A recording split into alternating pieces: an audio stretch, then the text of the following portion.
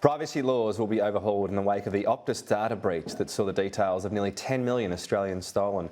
Let's go live to political reporter Olivia Casely. Olivia, the government is urging Optus to commit to paying all costs incurred by customers. That's right. Assistant Treasurer Stephen Jones was up in Sydney just moments ago, where he said that Optus should fit the bill for any costs incurred by customers caught up in the breach.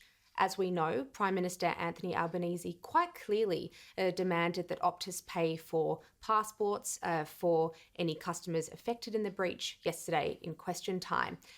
Now, we also know that 30,000 Medicare IDs have been compromised, and the Prime Minister has made these demands, and Optus is yet to respond to them. Assistant Treasurer Stephen Jones called on customers caught up in the breach to be cautious. It really is hard to overestimate the impact and the extent to which this is affecting Australians and Australian households. Over 40% of Australians impacted by the Optus breach. This is Optus's mistake.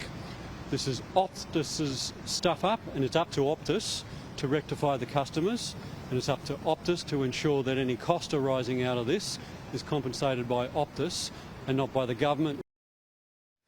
Meanwhile, the Attorney-General, as alluded to earlier, has said telecommunications companies could face major fines under new changes to the Privacy Act. What else is on the table here? Yeah, that's right. So the Attorney-General also flagged changes to the way that data is stored by telecommunications companies, and he also questioned why they were still holding on to customer data after they had maybe changed services or after their identity had been established in the first place. He also provided a bit more detail about the fines that may be imposed on these companies. So without putting a figure on it, he said that these fines would have to be sufficiently large enough to concentrate the minds of telecommunication companies.